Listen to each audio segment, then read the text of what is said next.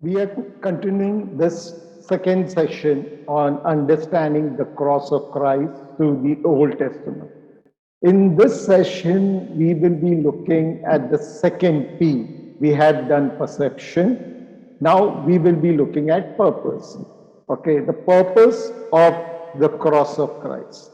All right, and next session we will be looking at is the power of the cross.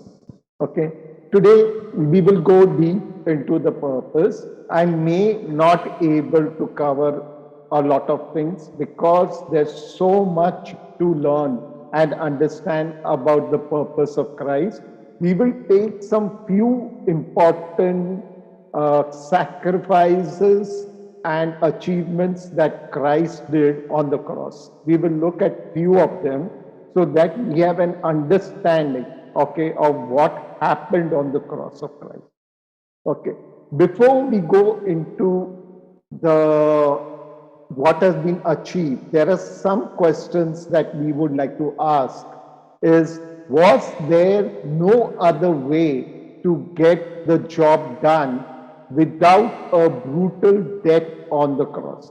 Now, when we talk about the crucifixion of Jesus, the first thing that comes to us is the brutality in which the crucifixion or the sacrifice was done. So, was that necessary? Is one question that we ask. Was there no other way for the job to be done without going to the suffering he bore for us? So one is the punishment and other is the suffering that he bore for us. So could there be some changes, or some people would do in some movies or things like that where they might show something even worse, but does that make it more better sacrifice? All right. So we need to ask us question that every incident connected during and after the crucifixion, was it necessary? It's only when we understand the purpose and the importance of every incident in the crucifixion, that is the time we understand is what actually happened. It was not about how bad it could have happened or how worst it could have happened, but more important about the purpose of it happening. All right. So when we look at the crucifixion, there are some traditions of people that they do with the crucifixion of Christ, which actually mocks the crucifixion of Christ. Now, this is very common in, say, countries like Philippines, all right, where they actually crucify a person on the cross. They actually nail the person on the cross.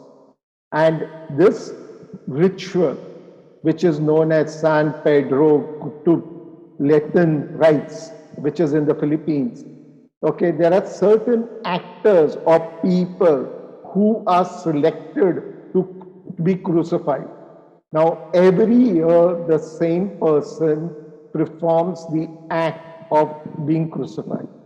Now, there is this guy called Reuben Inaje who has been crucified 33 times. Okay, as this is has 2 years back. And now he is retiring, and there is another person called Lazaro, which he is replacing the role of Reuben Elijah, which is about Christ on the crucifixion. Even the two people on the either side, which are mentioned in the Bible, okay, that is the two criminals or robbers, who were crucified. Even their roles are played by people on the thing. So these people are annually crucifying themselves on the cross. Does that their suffering is worse than the suffering of Jesus? Do they become a greater being than Jesus? So this is kind of a mocking of the crucifixion of Christ that they do, or every year. Now, there is another thing that happens with people is which is manifestation of the wounds during his crucifixion, and this is called the stigmata. Now, this happens to certain people, okay, in various parts of the country, but it will surprise you to know that this is demonic and not anything connected with Christ. It is actually misleading or, people from understanding what about the Christ. Now, you can understand from last time I told you about Eve being tempted, okay, because she added to scriptures, so Satan actually, could be successful with her in tempting her because she added to what the instructions that God had given. So, God said not to eat of the tree of good and bad, but she said that God had said not to eat and not to touch. So what Satan did was told her, touch and see. And when she touched, nothing happened. So then she ate. So Satan tends to manifest the misunderstanding that we have, okay, of scriptures, and that's how he plays with us, in scriptures. Okay. Now,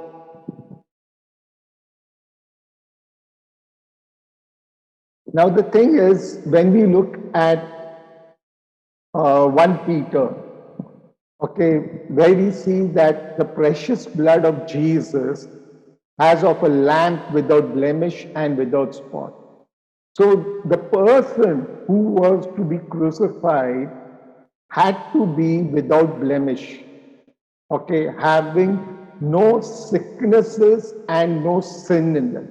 So that basically defines that a person other than Christ could not be crucified because no man was found without sin, either, like born without sin and or remained without sin. Okay? Because Jesus in Philippians 2:8 it says, was being fashioned as a man, he humbled himself and became obedient unto death, even the death on the cross. So not only Jesus was born without sin, he also remained without sin till the time he died on the cross. Okay, so that was the two things that were fulfilled in Jesus. So no person could take the place of Jesus on the cross as the sacrifice on behalf of mankind because they had to fulfill these two conditions. Now, let us understanding how Jesus was born without blemish. Now, if you look at Matthew 1:26, it says, behold, a virgin shall be born with a child and shall bring forth a son, and they shall call him Emmanuel, which was interpreted as God with us. So the prophecy of a virgin being born with a child was fulfilled with Jesus. Now, this prophecy was a sign, okay, of the Savior. But is that a sign of creativity in sense of God did not find any other way to show a sign to mankind? No, this what you call sign had a purpose with it. Now, the word Emmanuel means God with us. If you take the name Jesus, which is English, okay, comes from the Greek word called Lesius, Isius, sorry.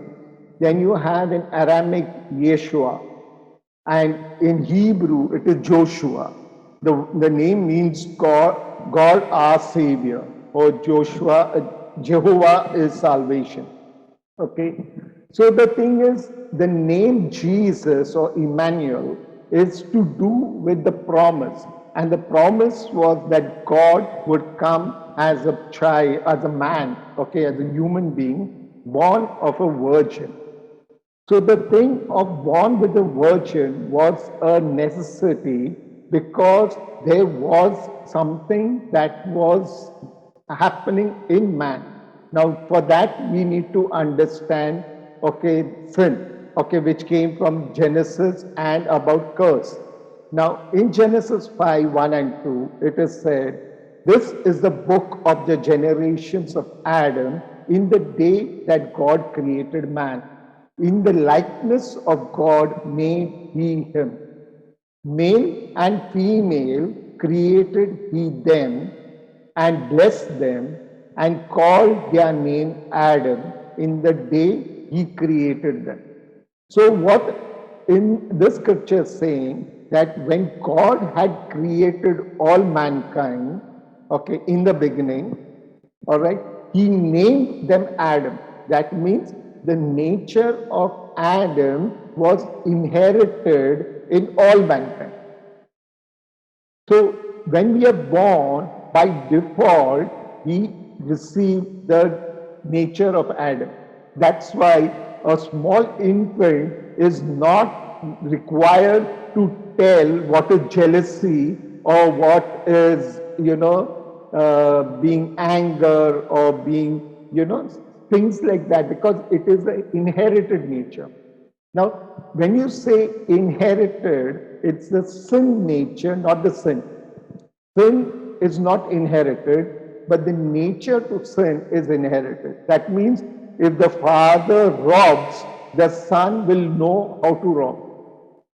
Okay, but the sin of robbing of the father is not inherited by the son, but the nature to rob is inherited by the son. That's how the inheritance happens of the nature. Now, when you see in Exodus, what happened is when God selected Israel to be his people, he did some modification. He said that he would visit the iniquity of the father unto the children, unto the third and fourth generation of them that hated. So what happened was there was a change. That means those who are of God, okay, for 4 generations, that nature is inherited provided that sin is not committed. That means if none of the 3 generations, including the first one, do not rob, the nature to rob will not be in them. But that too was not possible. So the thing is, even though there was an amendment in the commandment, but that also could not save mankind because it was not possible for man to not, keep his whole life without doing that sin, and his 3 generations also without doing that sin. Okay. Now, what we see is in Jesus, she was born, she gave birth to means Jesus was born out of Mary, who was a virgin. But Mary, after the birth of Jesus, had other children. So she was a virgin only till the time of the birth of Jesus. And that was to fulfill, okay, the requirement that Jesus did not inherit the nature from a father. So being born of a virgin, he had no human father. Understand? So he could not inherited the nature of any human father because he had no human father. So he was born of a virgin. Mary did not remain a virgin because she was married to Joseph. And Joseph and Mary had children. Okay, 4 of them boys are named. Yet are more than one sister. So there were minimum 6 children between them. All right. Now we see in Matthew 1:24 and 25, it says, Joseph took him unto him a wife, and knew her not till she had borne forth her firstborn son, and he called his name Jesus. So Jesus was born to not a wife of Joseph, but to the fiancée of Joseph. Because marriage, okay, is, complete only when a man knows his wife. Okay, so marriage is not in the ceremony, and in Jews, in fact, the marriage ceremony is when the husband and wife separate themselves from, the banquet, and they have a relation away from the banquet hall. Okay, that's how their marriage ceremony happens. So they exclude themselves from the ceremony, and that is when the marriage happens. So Joseph had to know his wife, and if they were married and they were not cursed, they got 4 children. So not having children is actually a curse or a problem. And Mary didn't have any problems. She was not under some major curse. So she had given birth to children after her marriage with Joseph. Now, Jesus had not inherited the sin nature, okay, but he also required to remain without blemish.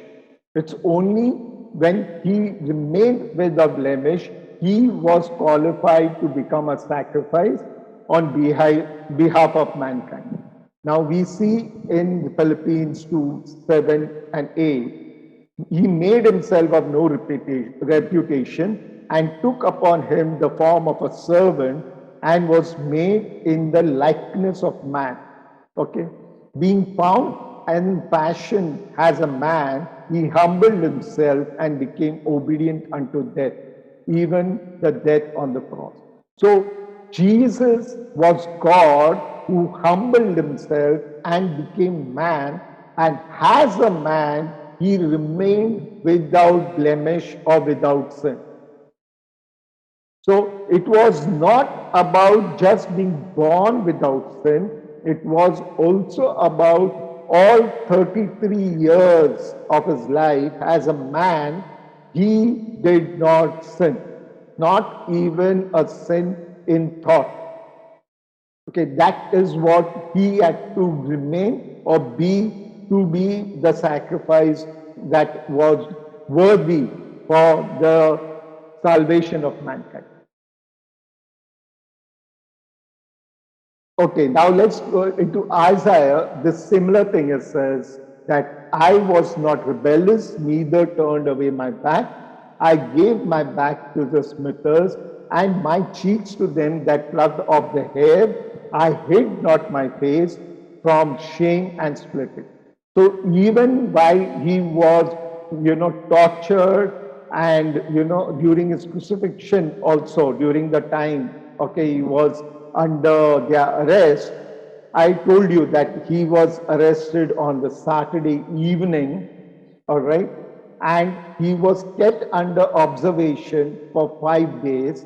And on the fifth day in the evening, that was on Thursday evening, he was crucified. So during these 5 days also, he did not, protest or say anything against those who actually tortured him. So that is the kind of surrender he had. So he learned obedience by the things which he suffered. So even in his suffering, okay, not just on the cross, even from his childhood, all right, he had to maintain himself without sin. All right, as a human, he had every human feeling, thought that we have.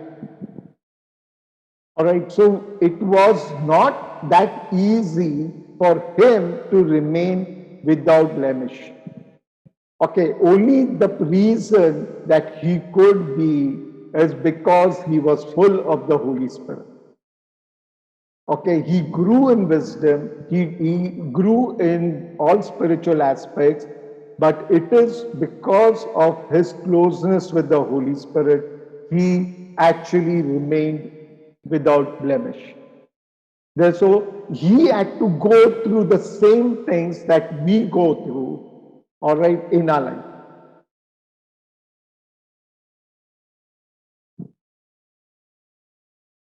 Now, when they put him to, to be crucified also, they could not find a fault with him.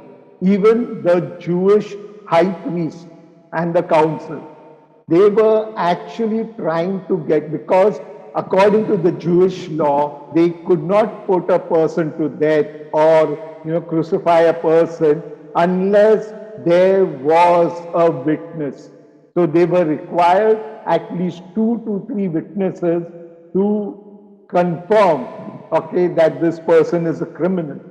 So they could not find a witness, okay, who could testify along with them, okay, about against Jesus. So alone they themselves were not considered worthy to be a witness. They needed somebody else also to witness against them.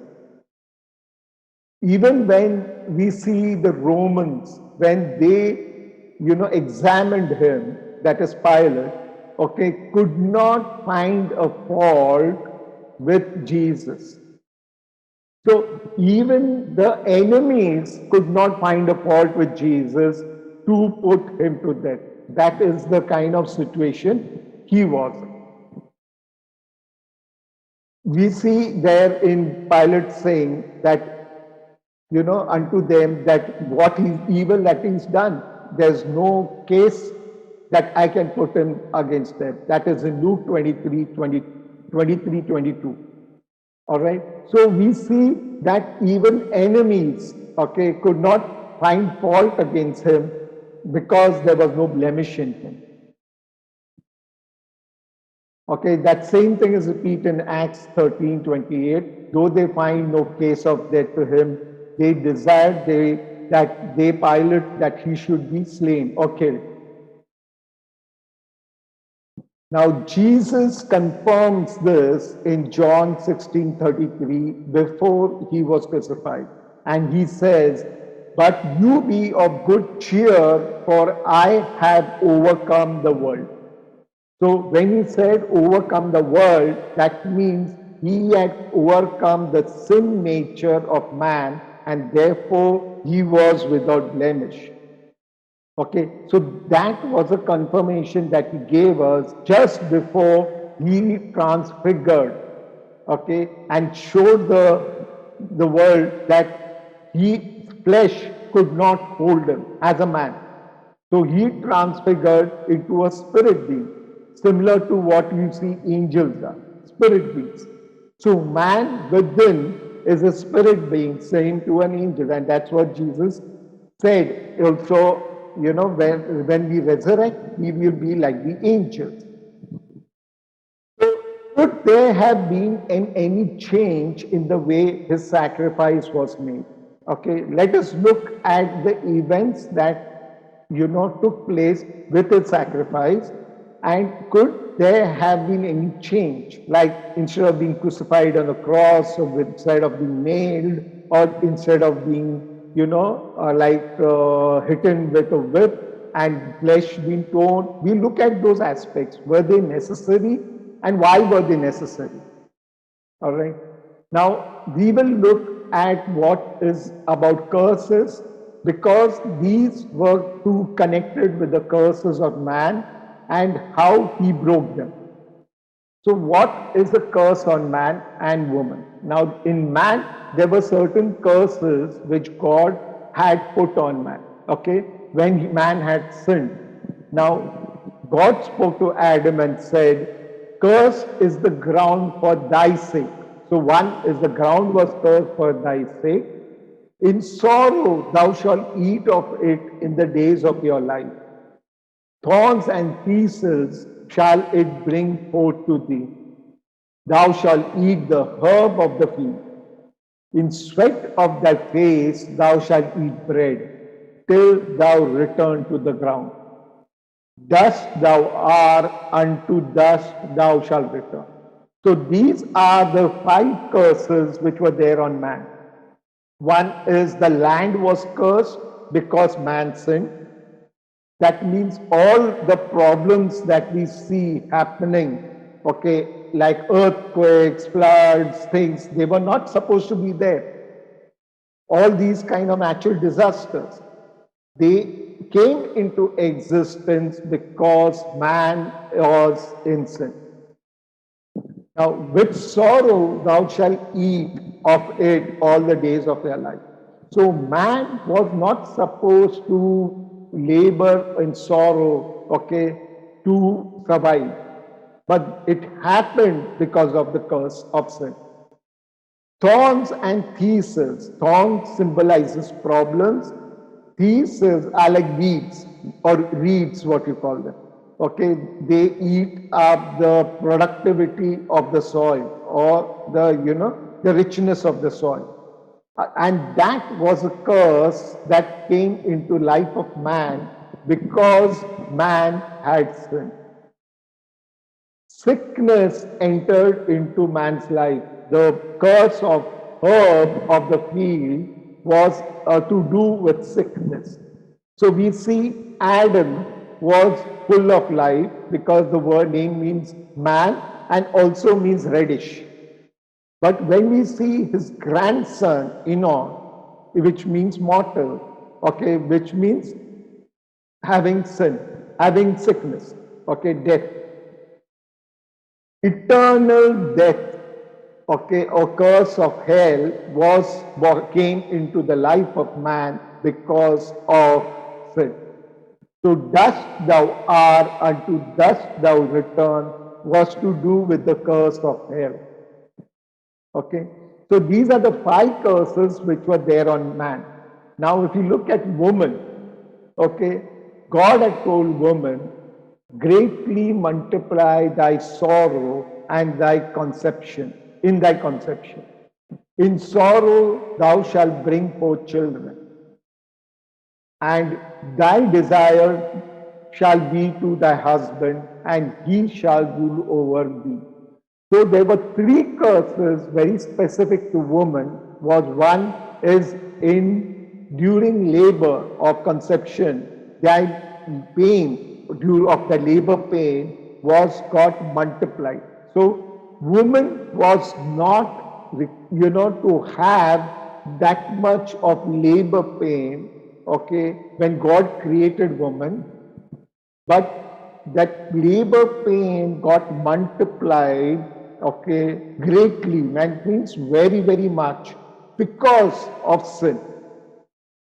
All right. So woman is not supposed to go through the labor pain. All right. Our sisters would know who have given birth as how much of labor pain is there. Like it can literally kill a person.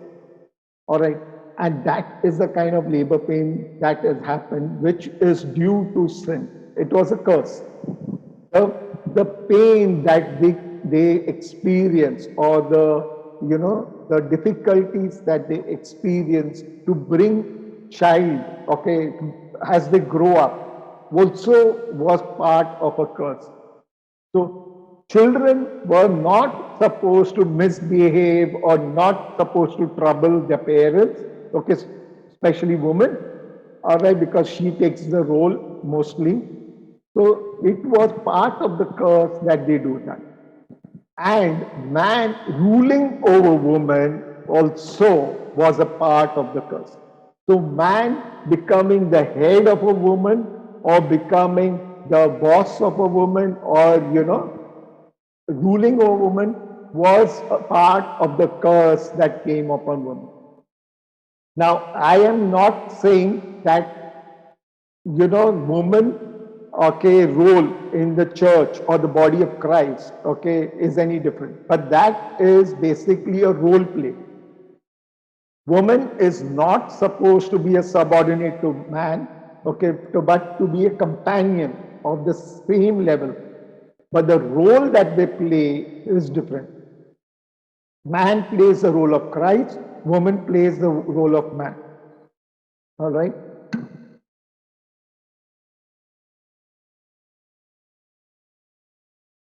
So the role of woman being, subdued by man was part of the curse. Okay? So woman is not supposed to be subdued by man.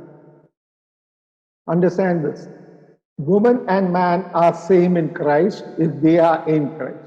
But if they are not in Christ, then this curse is on them. Now there are three curses which on woman. One is multiplication of labor pain during conception. In sorrow thou shalt bring up children, and she will desire husband, but the husband will dominate. Okay, so that also is a curse. Now on man, okay, there were five curses, but since woman and man came together, okay, there was one curse that came from woman, that is basically in sorrow to bring up children. Okay, so man totally had 6 curses, while woman receives the other 5 curses also. So woman has 8 curses. So man had 6 curses and woman has 8 curses, because multiplication of sorrow, okay, during pain, during conception was exclusive to woman. And second is about the man dominating over her, also being exclusive to woman. That also became a curse that was only to women. Okay, so woman had 8 curses and man had 6. Now you may wonder, like why the word curse? Now if you look at the word curse, okay, the word is kula, which is to be swift, or barak, which also means to bless. So what is actually the word curse? The curse is actually not a spell, okay, like we see in sense of witchcraft or things like that, a spell put on a person. No, curse is not a spell. Curse is a warning that was given to man, saying that since you have done wrong, this is the consequences that you are bringing forth. So when God cursed man, it did not mean that God put a spell on man, okay, but God warned man, saying that because you have moved in this path, now these are the consequences that you will receive because of your action. Now when we say bless a person, we talk of the good action. But when we say curse, it is talking of the bad action, the consequences of that action. So you have the good consequences, that is blessed, the bad consequences, that is curse. So even though barak means blessed, it is at many places, like 6 times, especially in the book of Job, you'll find that it is translated as curse because of the consequences of that action. It is similar to the word like of temptation, like you are testing and tempting. The word is the same. Testing is for prosperity, tempting is for destruction. But the word is the same. The consequences of that action varies. That's why in English we use 2 different words. But in Hebrew, the word is same. Like in Greek also, tempting and testing is the same word. Okay. So what we see, that did God be unjust to woman when he put 8 curses? There were 8 curses, but 6 on man. You should understand, whom will you warn? The one you love more or the one you have loved less? Woman had more warnings given to her, okay, because she was more favored. That's what you find in scriptures. Those who are weak receive more favor from God. And that is what God does. So most of the things that in scriptures you see against women are not against women. They are actually, pro woman, and they're protecting women because God knows that woman needs more protection and more help. Okay. Now, some of the things that Jesus had to do on the crucifixion was one, that he had to be lifted up. Now, he being lifted up had a purpose, okay, with his crucifixion. Now, why was he lifted up? Now, we see in Numbers when there was a kind of a plague that came, okay, in sense of serpents biting the people and they were dying. God had told Moses to take a pole and put a fiery serpent on that pole, and anybody, whoever is bitten, if he looks up, okay, to that serpent on the pole, they shall live. And Moses did that. Now the serpent symbolizes curse, and that is what was lifted up. So what we see in Galatians, it says, Christ has redeemed us from the curse of the law by being made a curse for us. For it is written, cursed is one who hangeth on the tree. So there was one thing that Jesus was lifted up as a symbol of being cursed for us. Okay, so when we look at him, okay, we are saved from the consequences of that action. Okay, so we are saved from the consequences of that action. In Deuteronomy, there was another part to the sacrifice of him being lifted up. Now, in Deuteronomy, it says, his body shall not remain all night upon the tree, that thy land not defiled, which the Lord had given thee for an inheritance. So the reason that Jesus' body was brought down from the cross on the same day also had a purpose. And that purpose was for breaking the curse that was there on the land. And it says, the land which God has given thee as an inheritance. So that means that if I realize that Jesus was lifted up, okay, and that breaks the curse of, the wrath of God on us, okay, in sense of the consequences of our sin, all right, we are redeemed from that. And second thing is his body was brought down on the same day and not left to remain over the night. That means my land or my place of dwelling, that could be my house or the place I dwell in, okay, that is not cursed. That means I today do not need to pray to God, God, please bless my land. Because I do not understand he has already broken that curse. That is the reason why I am praying to him and telling him, Lord, bless my land, bless my house, bless my surrounding. It is only when I realize that he has already done that. Okay, he by his being lifted up and be brought down on the same day, that's why my land is not defiled. Now, he had to be lifted up. Now, there was another thing which was to do with that, is that there was a sacrifice where a lamb was taken and it was waved, okay, as a wave sacrifice. Now, this lamb to be waved had to be lifted up by his forelimbs and his hind legs. Okay, forelimbs and his hind limbs, and it was to be lifted up by both the limbs and it had to be waved. Now, Jesus was nailed, okay, by his hands and his legs. He was held up by his hands and his legs, okay, as a peace sacrifice or a wage sacrifice.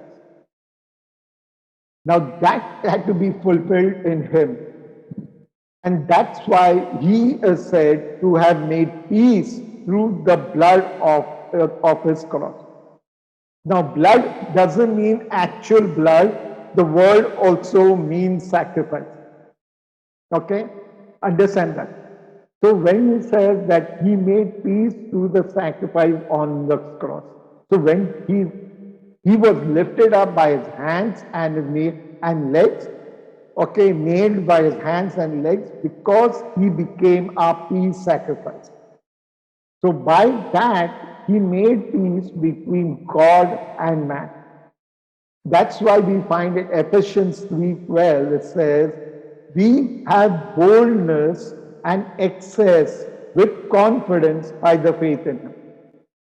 That means today, okay, you and I can come before God with boldness and confidence, even though we have sinned a lot and we are not worthy.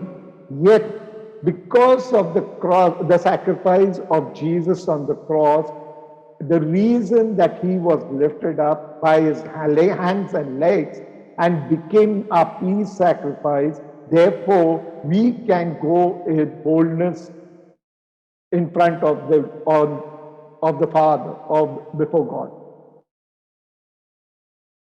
Now, was it necessary for Jesus to be nailed? Now, the reason of him being nailed also had a reason and a purpose. Now, John 19:37 it says, they look unto, or they shall look on him whom they have pierced. All right? Now, Jesus, when he had met with the Jews, okay, he had said something to the Jews which actually, kind of made them so angry that they nearly wanted to kill him. And he said that he was before Abraham, and he used the word I am to himself. Now, the word I am doesn't mean the simple I am. Now, what happened with the Jews, whenever they said this word I am, they said it in a specific way, okay, knowing that this was referring to God. Because God had told to Moses that I am who I am, all right, when he asked his name. So they used that term I am to God, and they spoke in a specific way or reverence, like how Muslims, when they take the name of the Prophet, they say, peace be upon him. Okay, so you come to know that they are specifically referring to the Prophet of their book. Okay, with that reverence. So when Jesus used that same reverence to himself and said, I am before Abraham, he was basically declaring that he is Yahweh, because that was a term used for Yahweh. The word Yahweh or Yeshua or Joshua or Emmanuel, that is what he was calling himself. Now, if you look at the Hebrew word, okay, the Hebrew word is basically an ideogram. Okay, the ideogram means the character has a symbol, okay, and it symbolizes certain, okay, action or object. Now, it is normally written left to right. So the word means nail, behold, hand, behold. So what it was talking of, look at the hand and look at the nail. So the word Yahweh is not a name, but basically a ideogram which was identifying, okay, Christ. So Jesus had to be nailed on the cross for the purpose that he would declare himself to be Yahweh. So being nailed was basically being identified as Yahweh. So any man who takes his place on the cross and nail is trying to tell the world that I am Yahweh, I am Yeshua, I am God. So it is actually kind of a mocking, because none of the other criminals, okay, I had taken in my previous session, that they were not nailed. They were tied onto those permanent crucifixes which are made of stone or of other material, which were permanent. But for Jesus' sake, they had to take a wooden cross, a temporary cross which they had made specifically for him. And because it was wooden, they could nail him up. Okay, that's why he was uniquely nailed on the crucifix. Now, Jesus being crowned with thorns and was given to hold a reed in his hand also had a purpose. Now, in Matthew 27:29, it says, they planted a crown of thorns on his head and they gave a weed or a reed in his right hand. They were trying to mock him as a king, but they were actually fulfilling a sacrifice. Okay, that Jesus was doing to break, okay, a curse on our life. So the curse of thorns and thistles was broken when Jesus took the crown of thorns on his head, okay, and took the weed in his hand, all right, and he declared that I have taken this back from you. So today, when I do my work, I am not supposed to have problems and I'm not supposed to have any kind of losses in my business or in my work.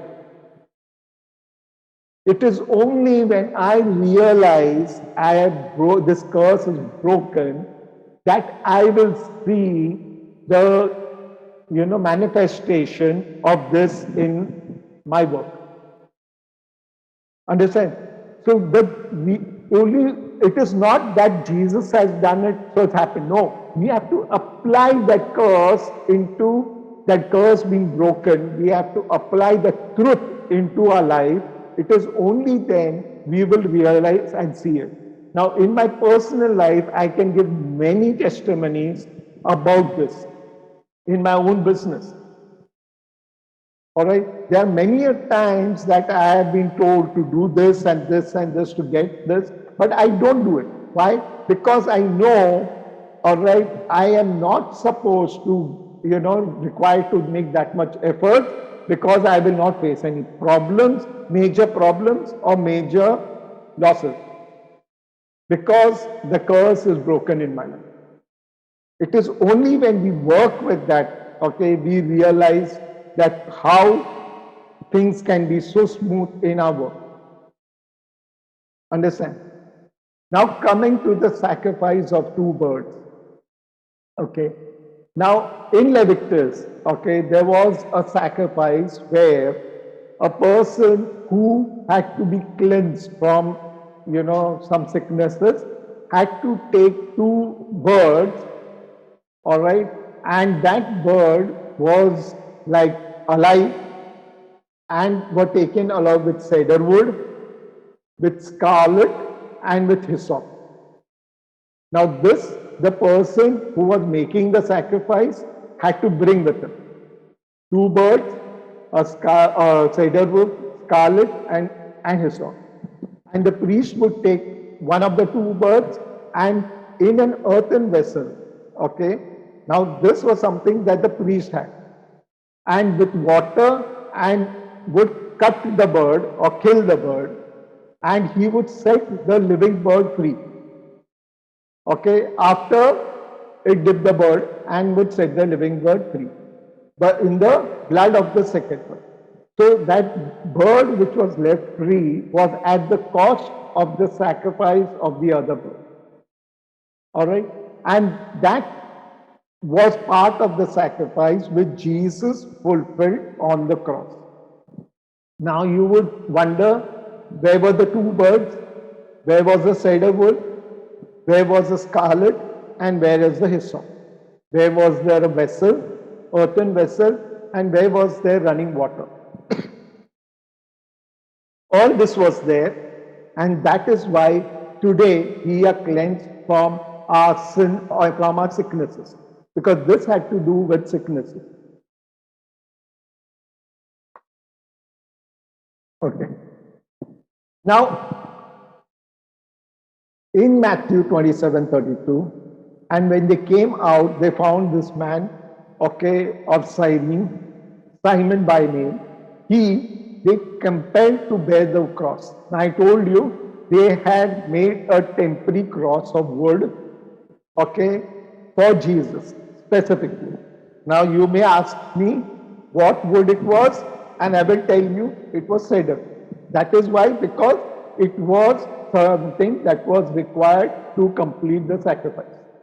So, this wood that they took to make the cross was a wood that was required to part of the sacrifice. So, it had to be a cedar. Now, the word scarlet, okay, all right,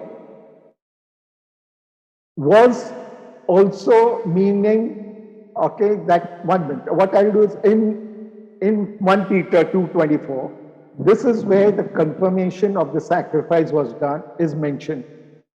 Who his own self bore our sins on his own body on the tree, that we being dead to sin would live to righteousness, unto righteousness, by whose stripes we are healed. Now, the healing is by the wounds that he had on him, not by his hanging. The curse is broken by his hanging. Healing is by the wounds. So every part of his sacrifice was for a purpose. Now we have to look at the different objects which were there unto his sacrifice. Now, if you look at when Jesus was crucified, he was pierced on his side.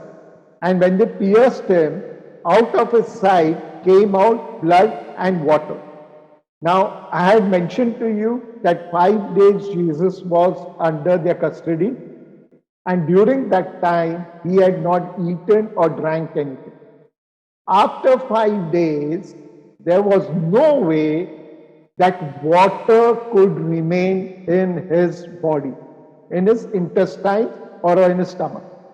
So when a person drinks any water, okay, the normal process is 4 to 8 hours that the water remains in the stomach.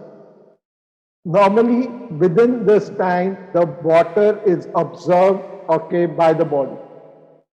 So water, what person drinks, doesn't remain more than 4 to 8 hours in the stomach of a person. So Jesus had no food and no water for 5 days when he was in their custody. Yet when they pierced him, blood and water came. Now this is a miraculous water which was provided for the sacrifice. So there was blood, there was water, there was cider wood. Okay, so these were there with the sacrifice. Now, about the two birds. When they went to crucify him, there were two people. One was Jesus, and there was a person called Barabbas. The people had to choose between these two people because there was a custom that one of them could be released. So even though Jesus was innocent and Barabbas was guilty, yet they chose that Barabbas be released and Jesus be crucified. Now, when you look at the name of the name Barabbas, the word Barabbas means son of the Father. And we know Jesus is the son of the Father. There were two birds, one was set free and one was killed. The word scarlet symbolizes righteousness. The color scarlet symbolizes righteousness. Jesus was righteousness of man. Okay, he was the only righteous person because he was without blemish, and he was the only person found worthy to be sacrificed. Hyssop, okay, hyssop is a very flexible plant, but yet a very strong plant. So hyssop was symbolizing faith. Then we have water and blood. These two also were available and present at the sacrifice. Then we have earthen pot. Now, earthen pot, you may wonder where was the earthen pot? Okay, I'll come to that. Then we have the cedar wood, which was the crucifix. Now, if you know about the sacrifice, Jesus was brought before the council, okay, early in the morning. At 9 o'clock, he was crucified. And after 9 o'clock, around 12 o'clock, there was darkness on the earth.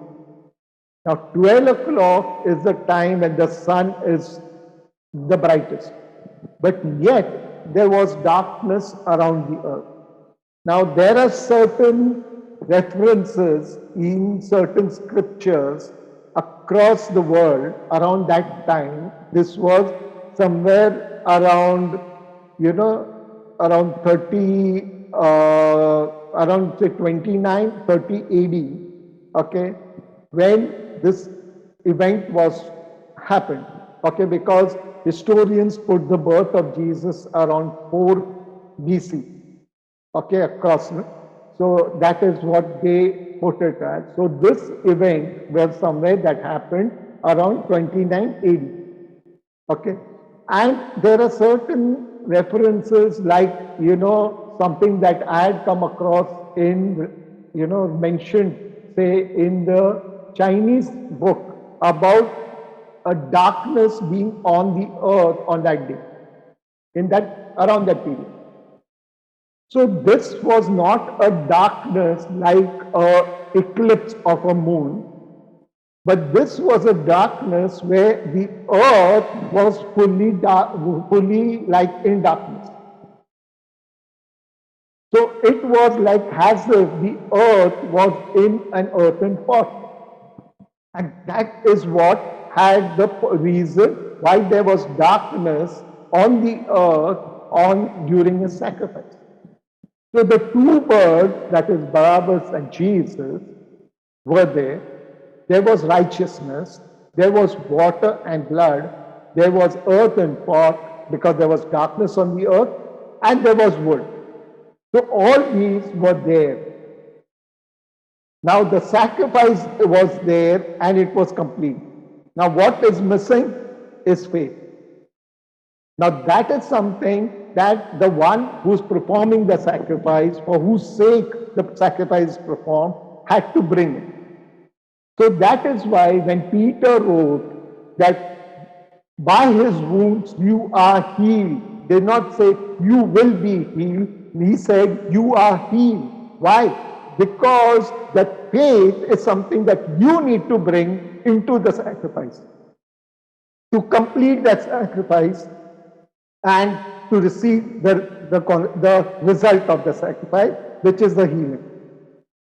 So what is to be bought by us is faith. Everything else was done on the cross. So when we bring our faith into it, that sacrifice is complete and we receive the healing. So that's why we start wondering, is that if Jesus has done this, why are we falling sick? Because we are not bringing the faith into the sacrifice. It is only when we bring the faith in the sacrifice, we complete that sacrifice and we receive its result. So there was another thing which may really surprise you, is about after Jesus' resurrection, he was still performing sacrifice. Surprised? Yes. And this is the reason why after his resurrection, he was doing certain things and he didn't have fellowship with his disciples right unto 7 days later. It was on the 8th day that he had fellowship. Now, in Genesis, okay, man, all right, when he was created, he was put in a garden that was the east of Eden, which means on earth. And he, from where he was formed.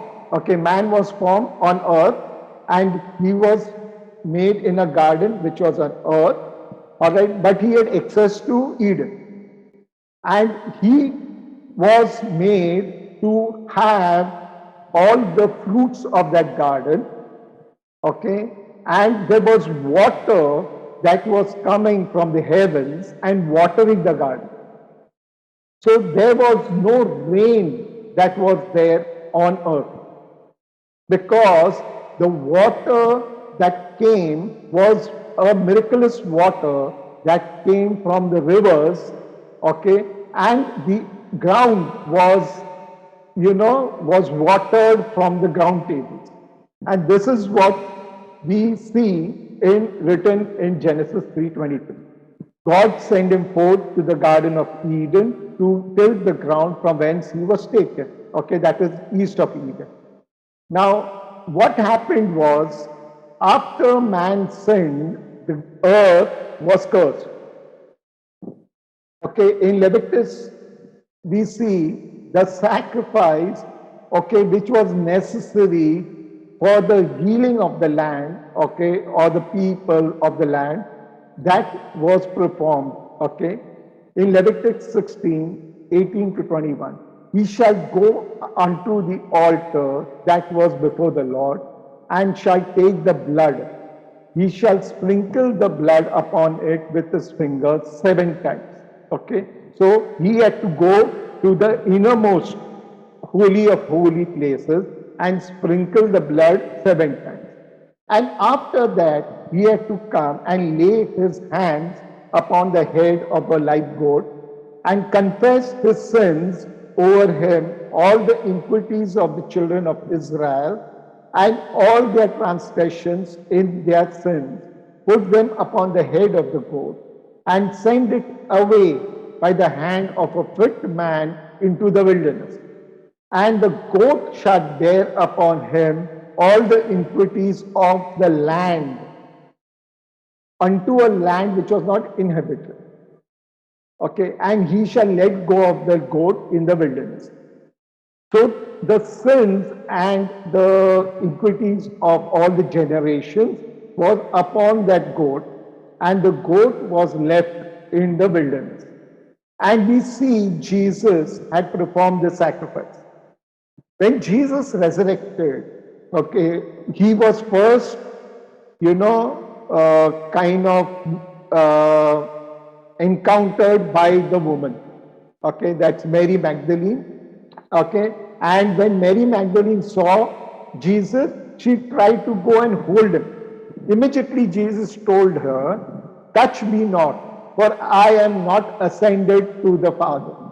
Why? He had to ascend to the Father so that he could perform the sacrifice of sprinkling the blood which was in the Holy of Holies. Then Jesus said to her, is that go to the brethren and say unto them, I ascend to my Father and your Father, unto my God and your God. All right. But later you find, okay, that Jesus, after 8 days, okay, on the 8th day, he appears to the disciples in a room. And he tells Thomas, reach out with thy finger, and behold my hand, and reach hinder thy hand, and thrust it into my side. So that Jesus himself is telling Thomas, touch me. But when he met Mary Magdalene after his resurrection, he didn't allow her to touch him, because he had to ascend to the Father and finish that sacrifice of sprinkling the blood in the Holy of Holies. And later on, he had to do another sacrifice. And that sacrifice was about, in the wilderness. And you find this recorded in Luke 24:13-15. And behold, two of them went that same day to a village called Emmaus, which was from Jerusalem. That means that Jerusalem was where the sacrifice was, Jesus was crucified, and this place was far from Jerusalem. Okay, around 30 miles, 60 miles, which are there. And while they were walking around, it came to pass, while they were discussing, Jesus himself, who was walking in that path, came near to them. Now, what was Jesus doing in that place? Where he was going? Disciples were in Jerusalem. Why was he traveling away from Jerusalem? How did he encounter these people? Reason was he was performing a sacrifice of walking in the wilderness because the sins and iniquities were on him while he was, in the wilderness. So all different type of curses and sins were broken in him in all the various sacrifices that he had made, okay, through the whole crucifixion. The most important sin, okay, that he occurs, he had broken was by his resurrection. Now, the resurrection was to do with one specific curse, which was on man. Okay, and that was a very important curse, which was there, which that is why the resurrection is the highlight of his crucifixion and his sacrifice.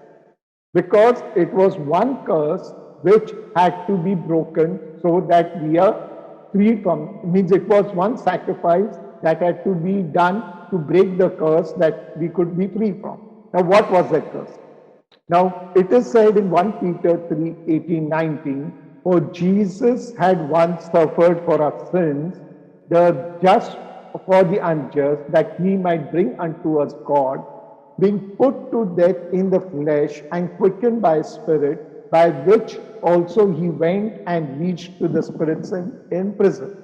So in 1 Peter 3, 18, 19, it says, Jesus, after his death, okay, went to hell, and he went to hell because I told you like last time, all the sins of man was on him.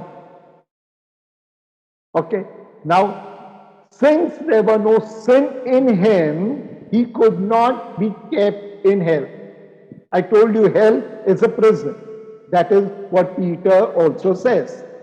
Okay, and we also see in the parable where Jesus speaks about Lazarus and the rich man. All right, the what do you call the fire of hell is the sin that is inside man.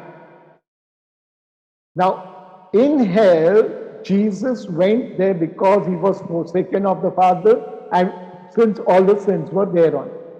But when he went to hell, there was no sin in him, so there was no reason where he could be kept inside him. So, since he could not be kept in hell, he was set free. And by him being set free, he broke the curse of hell on man. And that is the reason why we, okay, had the joyous thing for us when we declare Jesus is resurrected. Okay, he is risen. That means the curse of hell is broken in our lives. All right. Luke 16:29, and he cried and said, Abba, Father. This is the parable of Lazarus and the rich man.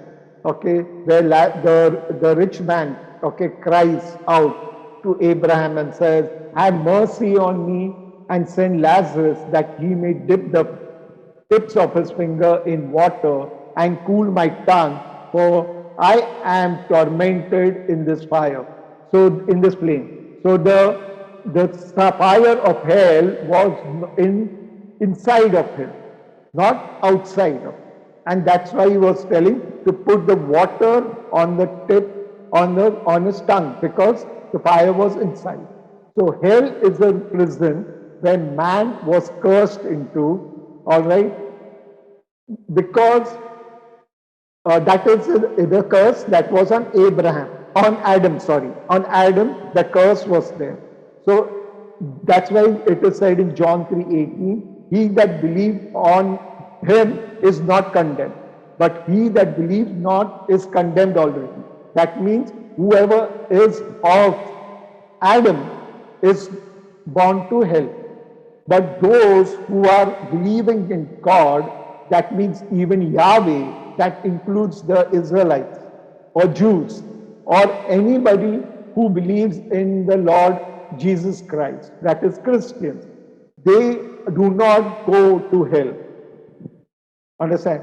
So everyone who believes in Yahweh or in God, the Lord Jesus Christ, they believe, that means just not know about him, but actually put their faith in him, they are saved from the curse of hell. Okay? If thou shalt confess with the mouth the Lord Jesus Christ, okay, that means Yahweh, and shalt believe in the heart that God has raised him from the dead, you shall be saved. So anyone who believes in Jesus Christ and his sacrifice, all right, is saved from the curse of hell.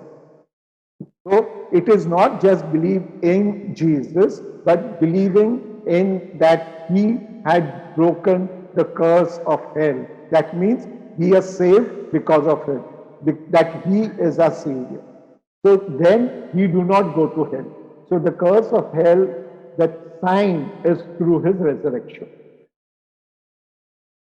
The curse was in Genesis 3:19. For dust thou art, and unto dust thou shalt return. This was a curse, and this curse is broken. It says, being put to death in flesh, he was quickened in the spirit. All right. So we see again in Mark about the parable of Jesus, of the Lazarus and the rich man. Okay. The fire was within him. Okay. He says, no, this is in Mark 9, 43 to 48, where Jesus talks about hell. He says, if the hand offend thee, cut it off. If it's better for thee to enter into life maimed than two hands go into hell, unto the fire that will never be quenched, where the worms never die not, and the fire is not quenched. Okay, now the fire or the worm, we are talking of the same thing, that is the sin. So whoever believes in Jesus Christ, okay, and his sacrifice, they are not, it is not that the sin is written off. The consequence of sin is written off. That is what happens. Not that the sin, see, sin is a corruption. Okay, that is within us. So if we have that corruption, we pay the consequence of it. So what is written off is the consequence of it. But to undo the corruption is where the Holy Spirit comes. Okay, so those who have sinned, okay, the consequence of sin is written off. That means now your name doesn't come into that list of who are in debit. All right, but to be freed of that corruption, okay, that means to go to heaven, the Holy Spirit plays a role. Understand? In that parable, we see that when the man died, Lazarus died, he was taken into the bosom of Abraham, not the bosom of God. But when the rich man died, he went to hell. Okay, and you see that he was suffering the sin which was within him. He ever believed and is baptized shall be saved. So to be saved means to go to heaven. One has to be forgiven of the sins and also to be undo the corruption. That means one is forgiven of the consequences of sin, and second is to undo the corruption. There the baptism of the Holy Spirit shall become. All right? But one who doesn't believe is already condemned. God himself does not judge man. He has given the judgment to the Son of Man, that is Jesus Christ. So in John 5, 22, 25, it says, the Father judged no man, but had committed all judgment unto the Son. He had honored not the Son. He that not honored the Son honored not the Father which had sent him. He that heard my words and believed on him that sent me shall have everlasting life. The hour is coming and is now when the dead shall hear the voice of the Son of God, and they that hear shall live. So those who believe and Jesus Christ is the Son of God, okay, and believe in Him, that they shall come to life on resurrection day. On judgment day, they shall resurrect and they shall live. Many of them that sleep, Daniel 12:2, in the dust of the earth shall awake, some of them to everlasting life, and some of them to shame, everlasting condemnation. That means those who do not,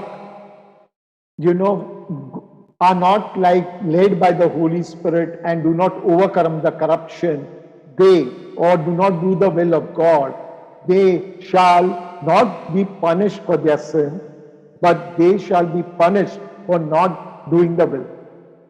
That punishment is even worse than hell. And it is written as the lake of fire or the lake of sulfur. Romans 5:2, by whom also we have access by faith unto this grace, in hope of the glory of God. So by faith we get grace. And it is only by grace that we are saved. But this grace comes only by faith. Now, this is again confirmed in 2:8. By grace are you saved through faith. So if we do not have faith, we do not have grace. Okay. Now there is this very important scripture that you need to understand. Okay. It has like a revelation in here which can really change things for you. Psalms 85:10. Mercy and truth are met together. Righteousness, peace have kissed. I call it the Siamese twins. Mercy, I told you, grace is nothing but all the mercy required. Because the Hebrew word of grace comes from the root word mercy. So grace is all the mercy required to do a job done. Like you have grace marks. Okay? So mercy and truth. Truth, if you say faith, faith means believing in the truth. That's why faith is unshakable because truth doesn't change. But if you believe in something which is not truth, then it becomes a hope. Or, it becomes not faith. Faith is only when you have a belief on the truth. Hope is in believing in something that you're not sure of, or you may be thinking it may be good. But faith is not hope. Hope may be faith, but faith is actually meaning believing in something that is unshakable, that doesn't change, that is truth. Righteousness and peace. These two also are like Siamese twins. Now, in scriptures, we see we cannot, be sure of God's mercy because scripture says, I can have mercy on whom I have, and I will not have mercy on whom I do not. So that means if I keep crying for mercy, there are chances that I may receive it. There are chances that I may not receive it. So it all depends on God, okay, to believe it, to give or not to give. We cannot demand, we cannot, tell him, God, no, you have to give it to me. We cannot do it because it is up to him to show mercy or not to show mercy. But we can get all this mercy we want if we catch hold of the Siamese twin. That is truth. That is via faith. So via faith, I hold on to the truth. And since mercy and truth are together, I automatically receive grace. So via faith, I receive grace because mercy and truth are together. Similar, if I want to make peace with God, I have to follow righteousness. That's why it is only through the righteousness of Jesus Christ he became the peace between God and man. So now, if I want to have peace with God, I have to seek his righteousness. That is, seek the way of Jesus. Because righteousness and peace are the second Siamese twin. So these two Siamese twins are very important to understand because mercy and righteousness are not something that you can get, all right, so easily. So if I have to get righteousness, I have to seek peace. That means I have to make peace with God. If I have to get mercy, I have to hold on to truth. So it is a way in which we can access the other through the Samhita. Every curse is broken in him by his sacrifice. If I go into all the sacrifices that are there in the book of Moses, you will be surprised, all of them were fulfilled in him. So even the small incidences of that man, mad man coming and leaving his linen robe and running away, those were not some freak incidences. They had a purpose and reason for the sacrifice. All the mocking and the punishment that Jesus went through from the Passover were all part and reason for his sacrifice. Could Jesus have suffered more? Possible. It is possible. But it was not required. He suffered as per the requirement. It is not that somebody does some more disastrous kind of torture, makes the person more worthy than Jesus. No, it doesn't make sense. Why? Because Jesus did that which was required. Required to break the curse as per the Old Testament. So Jesus fulfilled all the requirement of the Word of God, the law which was there. Jesus is the way. By his sacrifice, he made peace between God and man, so that we receive a Spirit who helps us walk the way. So Jesus is the way. His sacrifice, he made peace between God and man, so that we receive a Spirit, and by the help of a Spirit, we walk the way. So whenever somebody asks us you what was the purpose of Jesus' sacrifice on the cross? Forgiveness of sins is part of that sacrifice. Breaking of curses is part of the sacrifice. His resurrection is part of the sacrifice. Everything that he did was part of a sacrifice. The purpose of a sacrifice is to make peace between God and man. So he had to make us worthy or bring us to the position that he could make peace between God and man, and that we can receive his Spirit. The purpose of a sacrifice is the Holy Spirit. So if we believe in Jesus and his crucifixion and his sacrifice, but we do not receive his Spirit and not baptize in his Spirit, then the purpose of his crucifixion fails in our life. You understand what I'm saying? The purpose was his Spirit. So that by his Spirit, we may able to go along the way. Jesus is the way. So we go along the way, being led by his Spirit, and we may receive our inheritance in God. So we have to understand the purpose of Jesus on the cross. So everything that Jesus did was not to show how bad it could have been done or how disastrous or how emotional. No. Everything had a purpose. And it is only when we understand the purpose, we understand why he did what he did. And when we understand the purpose, our life changes. So if we say that we have inherited curses of inheritance, like, genetic curses from our parents, and those things can, and if we understand that sacrifice is already been made, then that curse is already broken. That means I have to apply that truth into my life. So although the curse is broken, but we have not understood it, that's why we suffer it. Only when we apply that truth into that life, in our life, we will see that area being set free. So there are many areas in our life where the truth of his sacrifice needs to be applied. There are some places like we see healings, okay, where we need to bring the faith in.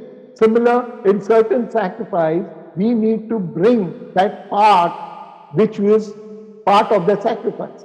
We need to be that element which was to be provided by the one who's offering the sacrifice. So when we bring faith into the sacrifice for the healing of man, automatically we receive the healing. So it is only when we understand the purpose and we understand what is being already achieved that we start receiving the benefits of his crucifixion, his sacrifice, and we see a change in our life.